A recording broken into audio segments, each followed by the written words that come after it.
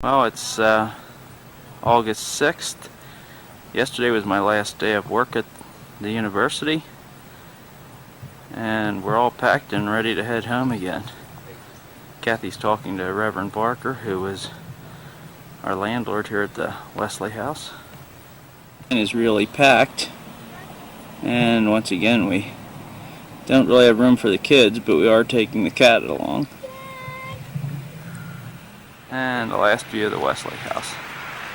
See you, Ken. See ya. Thanks for everything. Well, we're just about out of Montana now. So we're going to see Pompey's Pillar. Pompey was the son of, was actually Jean Baptiste, I think was his name. The son of the trader Charbonneau and his wife Sacagawea. This is Pompey's Rock. A.L. Parker.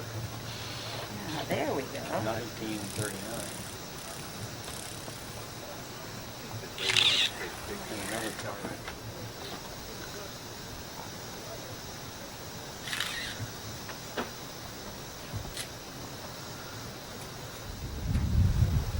It's not scratched in, it's, yeah. Now the most famous signature on here is that of W. Clark. It says July 25, 1806. So that would be William Clark of the Lewis and Clark expedition.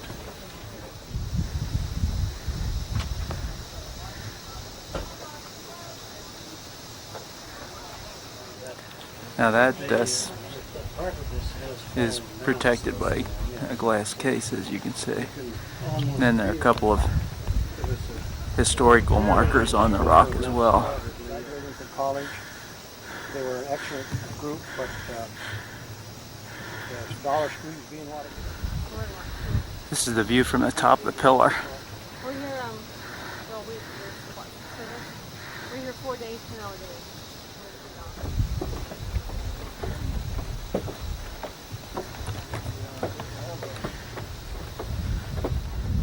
This shows the kind of boardwalk arrangement that we had to take to get up to where the signature is located. And now we see a last view of Pompey's Rock as we're leaving the landmark. The signatures are on the other side of the rock. Well, it's now Sunday morning. We're still in Montana, and we're driving in an extremely loaded van. Yes, we have our little boy with us. And Patience is just kind of enjoying the landscape as we're driving down. Actually, it's I-94 that we're on, heading toward North Dakota. It's not I-90 that we're on. Well, we're still in Montana. This is Wibaux, Montana. It's right near the state line. Anyway, the sides of this railroad car portray Montana life. There we can see them building a log cabin. This scene shows some elk with a bull bugling. And this scene portrays the oil industry with the refineries. I don't think this is the prettiest sign I've ever seen, but it does mean that we are no longer in Montana. And it also means there's only one more state, Louisiana, that's west of the Mississippi. And we haven't been in yet, except for Alaska and Hawaii. Now we're at the Medora entrance to the Theodore Roosevelt National Park.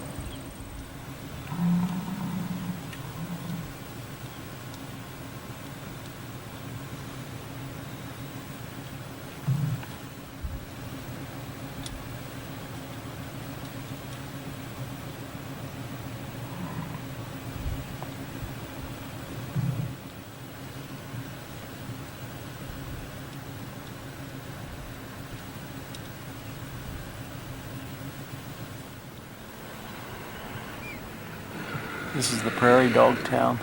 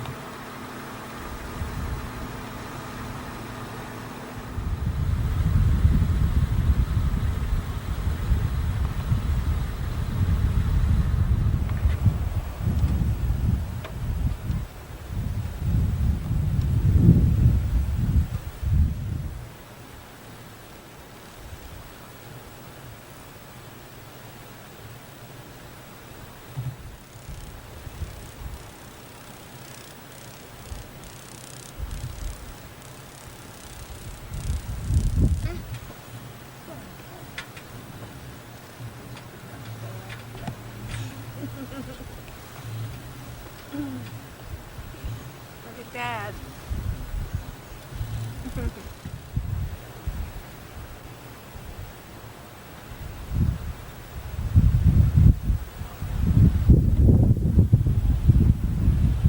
We're at the Black Hills Passion Play Amphitheater again, and we're about to get the backstage tour. Kind of old-fashioned there, and this was his wig. Mr. Meyer used that wig. The Roman soldiers wore that their breastplate, and yeah, and now they use fiberglass, which is a lot lighter and easier to handle, and it doesn't look as realistic up here, but from the audience it looks just as realistic. How does it go? Put your arm in here. Yeah, yeah. Put it on. There you Turn go. your arm around. Yeah, This way. just hold it right here. Yeah, like that. There, how's that go? Big. This was the there's a similar breast type thing he wears now. Each of these jewels, like I say, where nobody gets hurt in the play. And, I don't know if they might have used that at an indoor show, cultural style. And the brightly colored costumes was probably more of a middle-aged style. It was not exactly. Now we're seeing the footlights. And behind us is the organ house. Our guide is the actor who plays Peter in tomorrow night's performance.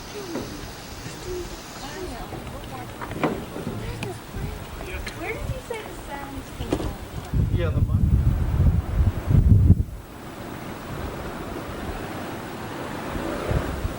show that, so we have a pretty much of a regular group. This is the dressing room for the Roman soldiers. Roman soldiers. Super priest costumes. We don't use all these each night. We have about 6 to 8 super priests. And then the disciple costumes, the super disciples, they have the togas that drape across them diagonally. I help on the back of your neck. Put your hand back here. Yeah. And then you let go here. And then I start wrapping it around like that. And just kind of slip a little bit. Still, most people like them pretty snug, pretty tight on there. You hold it in here and kind of mash it in here. Get up in here. Okay, and then give it a little tuck. You can let go now. Yeah, it's a little bit messy. So, Wait, turn around and look at Dad once. Show him what you look like you didn't see. I didn't see this yet, Michael. Michael, look right. place here. You know, which costume are you wearing? I have this gray. See, he's going And straight. this brown belt and this kind of balloon sash, and then this wig here. Behold the man! Jesus is there, and all the crowd goes, "Crucify him! Crucify him!" You'll have to watch for that tonight, Michael.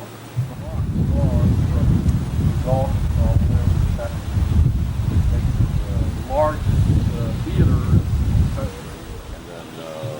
And then they turn the light off and the angel disappears.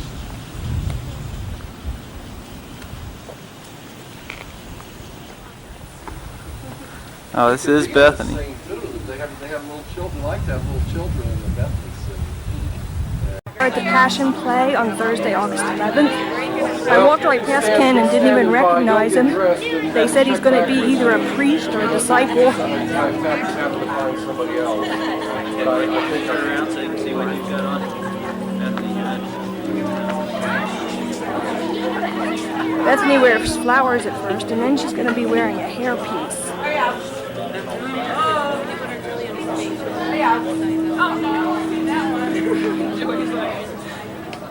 That's the man I married. Looks like in the back. Kind of looks like Mickey Mouse ears. Now, Mommy got into costume too, of course.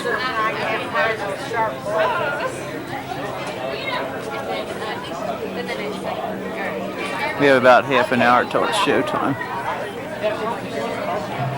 And these are some of the extras. Actually, that's Jesus on the left. So he's the star of the show.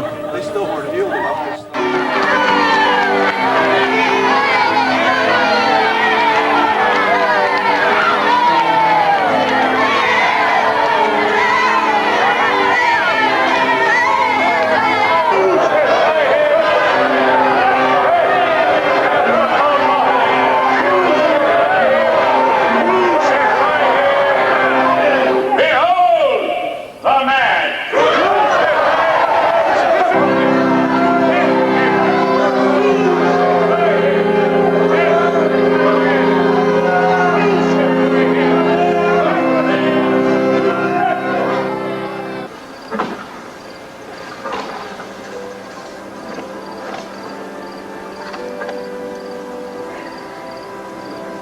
Is finished. Father, into thy hands I commend my spirit.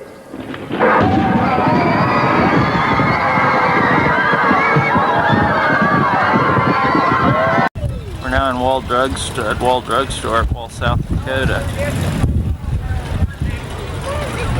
And there is a motorcycle convention apparently, and there's just cycles everywhere.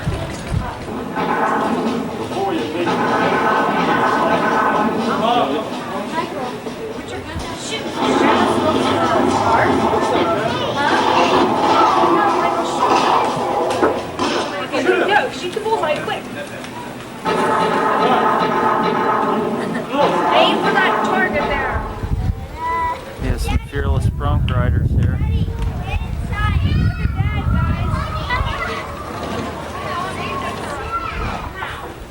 I can remember a time when Michael used to be scared of things like this.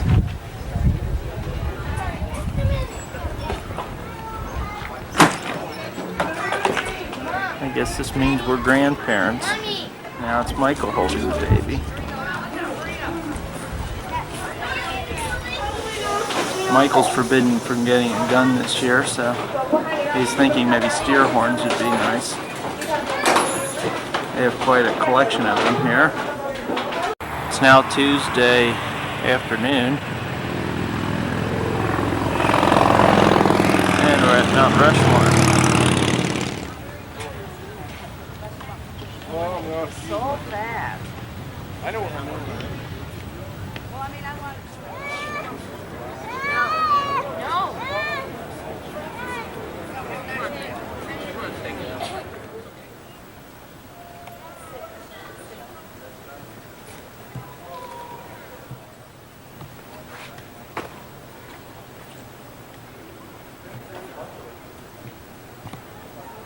This huge model is in the sculptor's studio.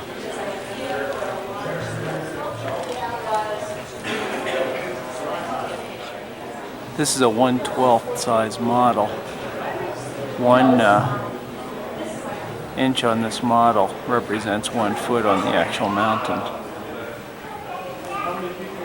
The thing that's really interesting though is that plumb bob, because they did use a plumb bob contraption like that to get the measurements to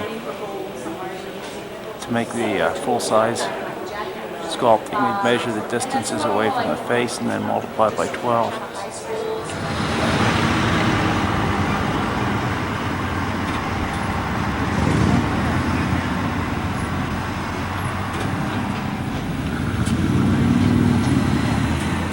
Now we're entering Mount Moriah Cemetery in Deadwood.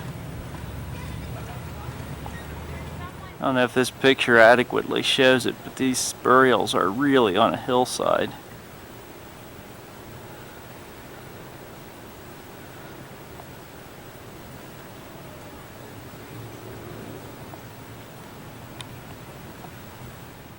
Here's the grave of Wild Bill Hickok.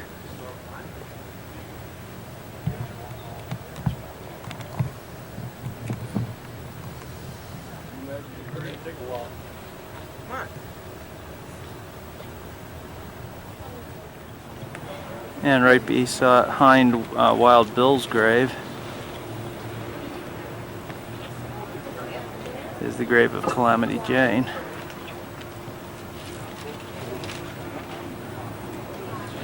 And as you can see, the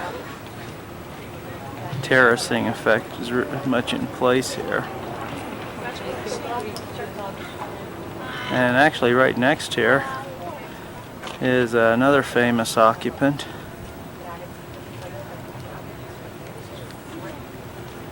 And this is the grave of Potato Creek Johnny. He's the one who found the largest gold nugget in the Black Hills.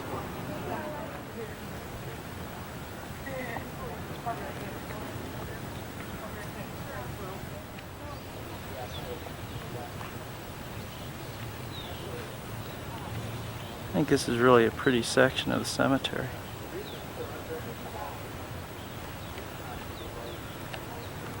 And Bethany really likes this stone here in the left corner. This is the grave of Preacher Smith. He was killed in the Black Hills on August 20th, 1876. Part of the inscription on his tombstone says that he was faithful until death.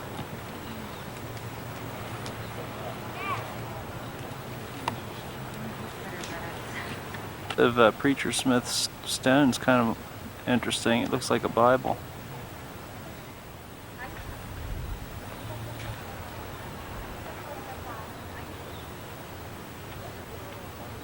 Dad, look at the top of his grave.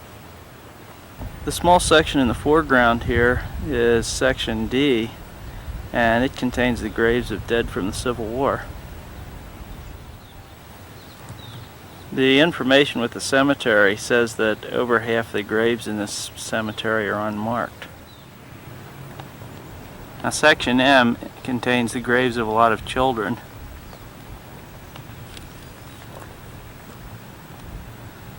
And in fact, this is the North Potter's Field. So the burials would be in this region, but they're largely unmarked graves.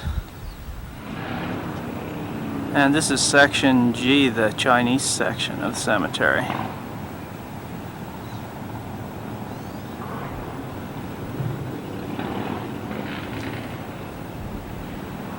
This is actually off in a corner.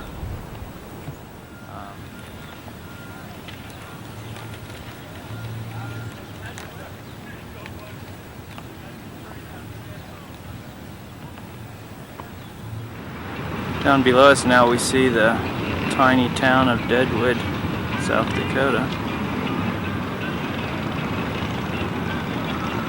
It's really pretty much enclosed by those mountains on all sides. This is the old town hall building, and this is where we saw the ghosts of Deadwood Gulch. This end of the building is where they hold and play the trial of Jack McCall. It's the Deadwood Gulch Wax Museum. General Custer and his 7th Cavalry on the left. Miners there. Mr. Preacher, take my gun. It'll be protection against the Indians. No, thank you. I have my life. They must have really made the strike. Here's your credits, Smith. That the U.S. revenue agents are already in town, legal or not. Judge Kuykendall and... The door's decked. The lady you see standing at the bar is Calamity Jane. And this is news as they found it in Deadwood Gulch, and then stands for a moment behind Wild Bill. Take that, damn you!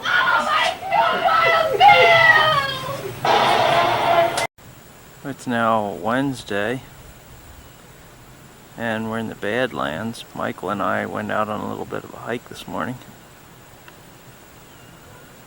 A big one.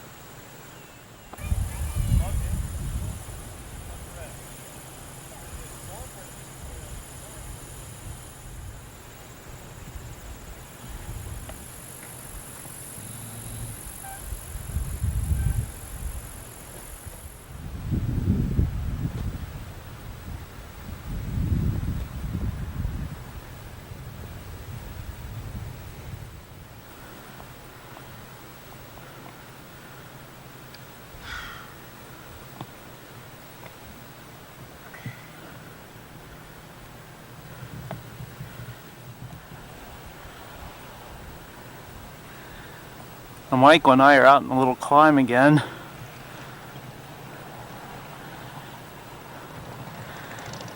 And way down there in the distance is our car.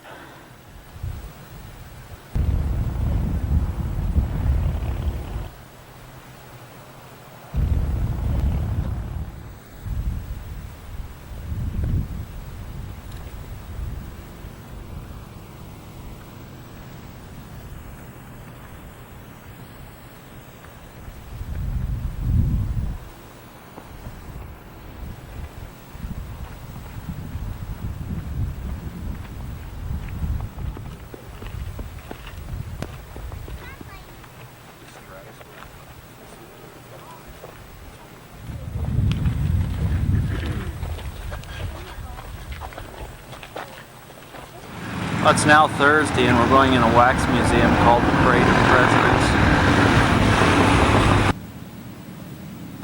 Presidents. Now we're being welcomed to the Wax Museum by the Clintons. This, of course, is our first president, George Washington, and he's admiring the first flag. You never made the first flag, Michael? George Washington? Betsy Ross. Which one is Betsy Ross? Now this is the committee of men who were responsible for drafting the Declaration of Independence. Benjamin Franklin, John Adams, Roger Sherman, Robert Livingston, and Thomas Jefferson. This shows the Lincoln-Douglas debates. Stephen Douglas is on the left here, and on the right is Abraham Lincoln. This display shows the surrender of Lee's army to General Grant at Appomattox Courthouse. There's General Lee.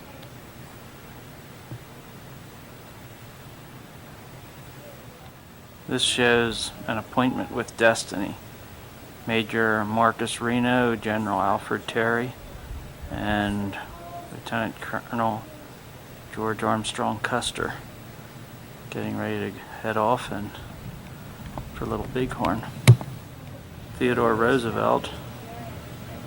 Michael especially likes this display because it has some wild animal mounts incorporated into it. Taken an affection to antelopes on this trip. Here we see President Kennedy, and playing hide and seek under the desk is his son John Kennedy Jr. We're at the Crazy Horse Memorial. In the foreground we see the 1/34th scale model, and in the background we see the emerging monument.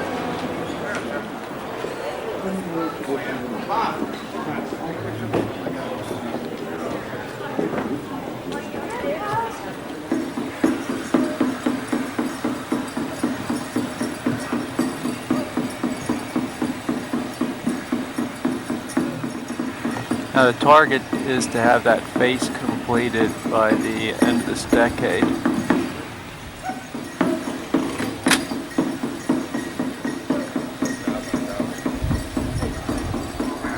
About the models and the work on the mount. Well, please come back to the main lobby and go to the theater. The orientation program. This is some of the statuary in the artist's workshop.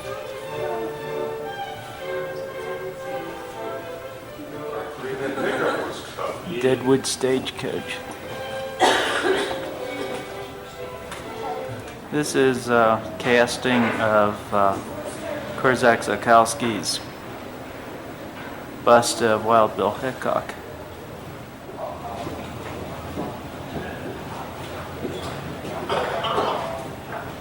It's now Friday morning. Last night we read the Passion Play. We're in Mitchell, South Dakota at the Corn Palace. As you can see, the theme for this display is myths, legends, and fables.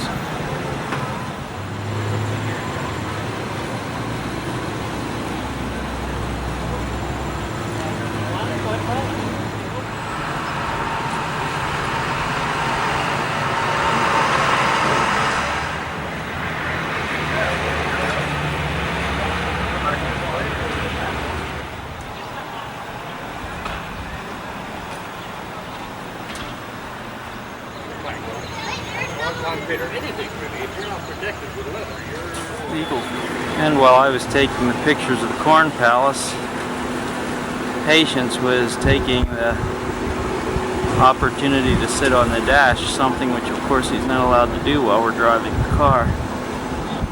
Now that we're on the road again, the cat isn't of course allowed up on the dash.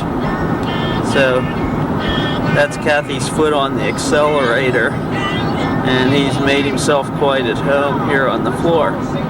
We're in DeSmet, South Dakota, the home of Laura Ingalls Wilder. This is the surveyor's house. The Ingalls family once lived here. The Ingalls family only lived in this house for 1 year, and the time is described in the book By the Shores of Silver Lake. It actually was the home of surveyors. The Ingalls family stayed here one winter to guard the surveyor's tools. And this would have taken place, if I understood correctly, in about the late 1870s. This is a replica of the Brewster School. The original building no longer exists. Laura, when she was 15, had a job as a school teacher, and she had 5 students whom she taught in this school. This shows the interior of the school.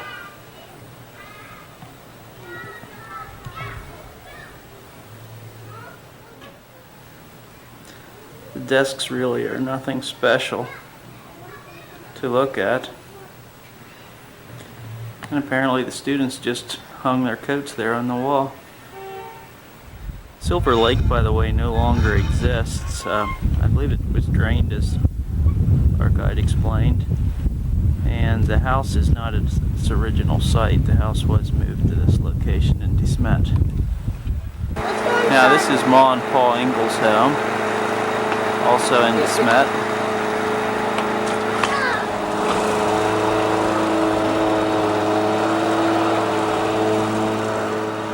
Paul, or Charles Ingalls, built this house himself, adding rooms from time to time as the family's fortunes allowed. Paul and Ma Ingalls both died in this house. Charles Ingalls died in 1902. The stairs at the rear were used to allow boarders of the upper rooms to enter the rooms. Mary and Ma Ingalls lived here for quite a few years. Laura never actually lived in this house. She was married to Alonzo Wilder by the time this house was built. This is the Congregational Church in DeSmet, and Charles Ingalls helped to build this church. So this is the church then that the Ingalls family attended.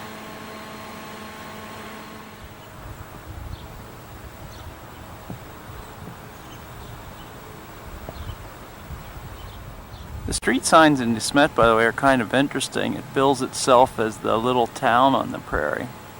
This building was Laura and Alonzo's first home. They lived in here in 1894. It's mentioned in the book On the Way Home. Patience sees a dog. And this, I suppose, is somewhat of a sacred place to Republicans. It's, first of all, typical small town America. It's also the birthplace of Ronald Reagan.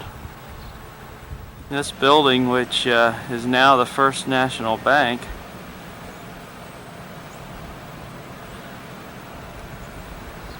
is the birthplace. Ronald Reagan, of course, was president when Bethany and Michael were born, so it is kind of interesting seeing where he himself was born.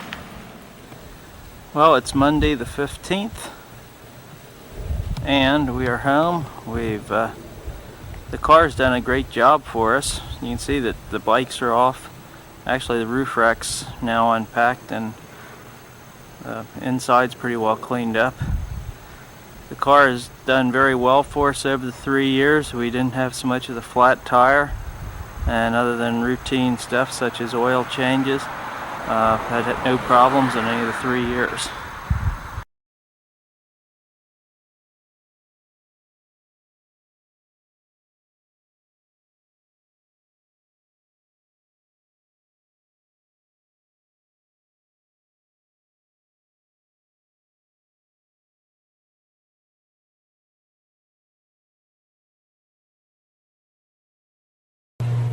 Now that we're back from the West, I thought it might be a good idea to just describe a little bit what some of the scenes were that our family participated in that Black Hills Passion play.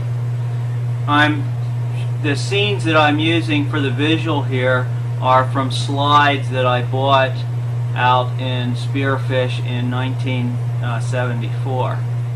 Kathy and I both got into a little bit of the action in the initial street scene. In the center of the picture, you can see a woman with a jug on her shoulder. Well, Kathy was one of the women who carried the jugs.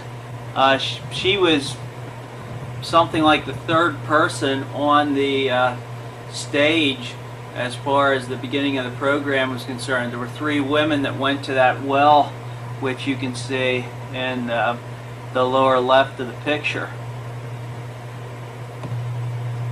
Now in the right and center of the picture, you can see the priests. There were 8 priests along with Caiaphas, and I was one of those 8 priests, and I was standing basically where those priests are on the temple steps. On the far side, which would be the left side as you're looking at it from the stage, I would have been the third priest going from front to back. So I witnessed the triumphal entry from this position right here. So during the triumphal entry, I was standing on the temple steps with the other priests, and we saw Jesus coming into the scene. Kathy would have been back in the crowd scene, and so same with Bethany and Michael. Bethany was given a palm branch to wave. Michael didn't have any, but the whole well, I wasn't really participating in the triumphal entry, but I was observing it from my position at the temple. We all then saw Jesus heal the blind man. You can see the temple in this view, and this is in front of the Roman barracks.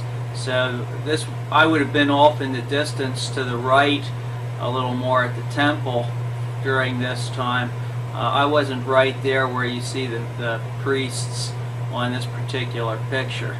But Kathy and the kids would have been out and would have seen this closer than what I did. I did, however, have a really good view of Christ driving the money changers out of the temple, which is what you see here. You can see a priest on the left-hand side of the picture, about the second or third character in from the left, with the funny hat on. And that was approximately where I was as Christ drove the money changers out of the temple. This is something that I personally didn't get to see at all. This is Jesus blessing the children at Bethany, and Michael and Bethany both participated in this scene, and in fact the actor portraying Christ touched Bethany's head as a sign of blessing as they were going through this scene. Here we see Jesus on trial before the high priest. I had a pretty good view of this. You can see the person up on the really high seat there on the left-hand portion of the picture. There were two of us priests who were seated up there on the high seats on the left-hand side. So I would have been about where the person with the black beard is, there on the left-hand side of that picture. Now, there was another scene that there's no slide of that I was part of in that same position, and that is when Judas was brought in before the priests and the deal was struck with Judas. This scene portrays Christ before King Herod, and Kathy and I were both involved in this scene.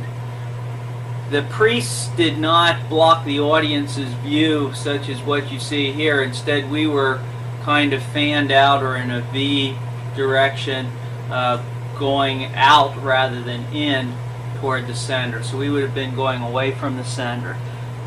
So I would have been on the right-hand side for this particular scene, and would have been the second, or probably the second priest away from the stage. Now, Kathy was in the back right on this scene and was one of the women holding the fans. So she actually had to do a change of costume here in order to get into the fan outfit, and then had to change back again into her street costume for the later scenes. So Kathy would have been perhaps where the woman is there who's now in the left-hand part of the picture. She apparently had was standing on somewhat of a platform and had a 4-foot drop right behind her. So she did have to be somewhat careful of how she was moving. Here we see Jesus before Pontius Pilate, and I was involved in 3 scenes that took place in this general area. Now, first time it was just the priests bringing Jesus to Pilate, and I would have been off to the left of where this picture was, standing with, there were priests on the left and also on the right, kind of in a V-shaped arrangement, spreading out from where Pilate was. And that was when, right after Jesus had been captured, and we brought Jesus in hopes of having him being sentenced by Pilate. Well, anyway, that attempt was unsuccessful because Pilate sent us over to Herod to have Jesus condemned by Herod. Then Herod sent us back to Pilate. So again, I was in basically the same position as before, on the left-hand side in kind of the V formation of priests. And this time Pilate decreed that he would hear the will of the people. So as to whether they wanted Barabbas released or Jesus released. And Pilate did order that Jesus be scourged during that time. Well, at any rate, what we're seeing here is Jesus has now been brought back before Pilate, and you can see the crowd of people here. Jesus has been mocked and beaten. You can see the crown of thorns. You can also see the robe that he's been given and the staff. But I would have been well off to the right here, and Kathy was actually pretty close to me, and the priests were actually inciting the people here, and Kathy was part of the crowd who was being incited to call for the release of Barabbas and the crucifixion of Jesus. So we both got to see Pilate washing his hands of the blood of this innocent man. I've got this slide just a little bit out of sequence. Here we see Jesus trying to return the 30 pieces of silver in exchange for having Jesus released. I was part of this scene. Now, I wasn't standing up around as the high priest as we see these priests doing. Instead, I was seated on that high chair that I pointed out on one of the earlier slides. Here we see the procession up to Golgotha, and actually the whole family took part in this.